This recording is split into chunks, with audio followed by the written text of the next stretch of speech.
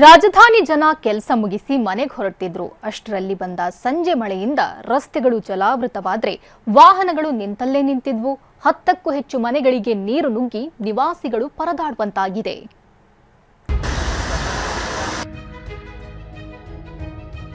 ಮನೆಗೆ ನುಗ್ಗಿದ ನೀರು, ರಸ್ತೆಗಳು ಜಲಾವೃತ, ಹಳ್ಳಕ್ಕೆ ಕಾರ್ ಸಿಲುಕಿ ಪರದಾಟ, ಡಿವೈಡರ್ಗೆ ಡಿಕ್ಕಿ ಹೊಡೆದ ಗೂಡ್ಸ್ ವಾಹನ, ಕಿಲೋಮೀಟರ್ ಗಟ್ಟಲೆ ಟ್ರಾಫಿಕ್ ಜಾಮ್. ಸಂಜೆಯ ಮಳೆಗೆ ಬೆಂಗಳೂರು ಬೆಚ್ಚಿ ಬಿದ್ದಿದೆ.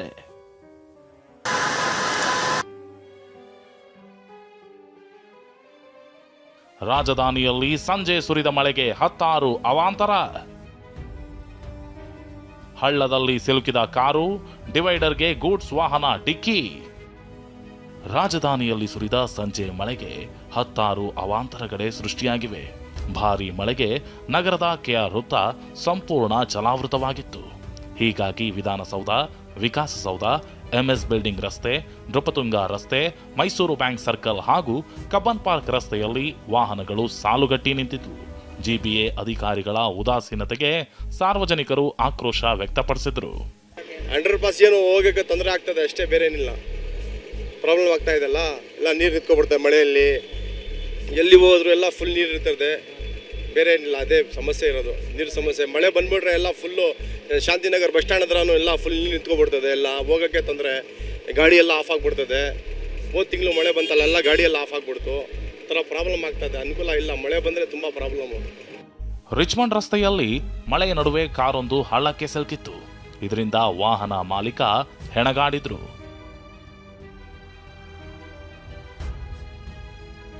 ಮಳೆಯಿಂದ ರಸ್ತೆ ಕಾಣದೆ ಡಿವೈಡರ್ಗೆ ಗೂಡ್ಸ್ ವಾಹನವೊಂದು ಡಿಕ್ಕಿ ಹೊಡೆದಿತ್ತು.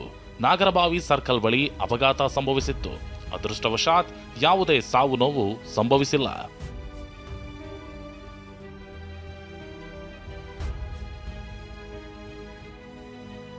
ಎಚ್ಬಿಆರ್ ಲೇಔಟ್ನಲ್ಲಿ ಧಾರಾಕಾರ ಮಳೆಗೆ ರಸ್ತೆಗಳು ಜಲಾವೃತಗೊಂಡು ಸ್ಥಳೀಯರು ಪರದಾಡಿದರು.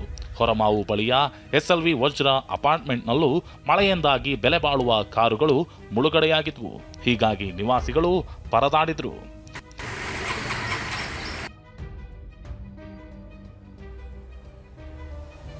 ಕಲ್ಯಾಣ ನಗರದಲ್ಲಿ 10ಕ್ಕೂ ಹೆಚ್ಚು ಮನೆಗಳು ಜಲಾವೃತ. ಒಂದೇ ಮಳೆಗೆ ಕಲ್ಯಾಣ ನಗರದಲ್ಲಿ 10ಕ್ಕೂ ಹೆಚ್ಚು ಮನೆಗಳಿಗೆ ನೀರು ನುಗ್ಗಿತ್ತು. ಜನಜೀವನ ಅಸ್ತವ್ಯಸ್ತವಾಗಿತ್ತು.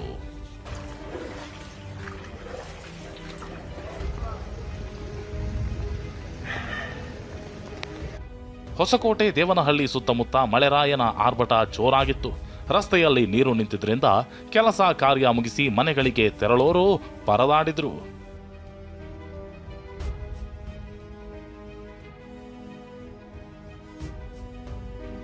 ಕೆಎಬಿಗೆ ಬರಬೇಕಿದ್ದ 20 ಫ್ಲೈಟ್, ತೆರಳಬೇಕಿದ್ದ 22 ಫ್ಲೈಟ್ ವಿಳಂಬ. ದೇವನಹಳ್ಳಿ ಸುತ್ತಮುತ್ತ ಗುಡುಗು ಸಹಿತ ಮಳೆಯಿಂದಾಗಿ ಕೆಂಪೇಗೌಡ ಏರ್ಪೋರ್ಟ್ನಲ್ಲಿ ವಿಮಾನಗಳ ಹಾರಾಟ ವಿಳಂಬವಾಯಿತು. ಮಳೆಗೆ ರನ್ವೇ ಸ್ಪಷ್ಟವಾಗಿ ಕಾಣಿಸದೇ ಇದ್ದಿದ್ದರಿಂದ ಕೆಎಬಿಗೆ ಬರಬೇಕಿದ್ದ 20 ಫ್ಲೈಟ್ ಮತ್ತು ತೆರಳಬೇಕಿದ್ದ 20 ಫ್ಲೈಟ್ಗಳು ವಿಳಂಬವಾದವು.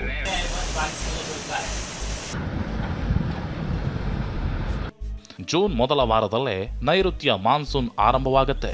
ಬೆಂಗಳೂರು ಗ್ರಾಮಾಂತರ, ಚಿಕ್ಕಮಗಳೂರು, ಮೈಸೂರು, ರಾಮನಗರ ಮತ್ತು ತುಮಕೂರು, ಬೆಂಗಳೂರು, ಗದಗ, ದಕ್ಷಿಣ ಕನ್ನಡ, ಬೆಳಗಾವಿ, ಬಾಗಲಕೋಟೆ, ಧಾರವಾಡ, ಕಲಬುರಗಿ, ವಿಜಯಪುರ ಸೇರಿ ಕೆಲ ಜಿಲ್ಲೆಗಳಲ್ಲಿ ಮಳೆಯಾಗಲಿದೆ ಅಂತ ಹವಾಮಾನ ಇಲಾಖೆ ಮುನ್ಸೂಚನೆ ನೀಡಿದೆ. ಅರುಣ್ ಮತ್ತು ವಿನಯ್ ಜೊತೆ ಲಕ್ಷ್ಮೀ ನರಸಿಂಹ, ಟಿವಿ9 ಬೆಂಗಳೂರು.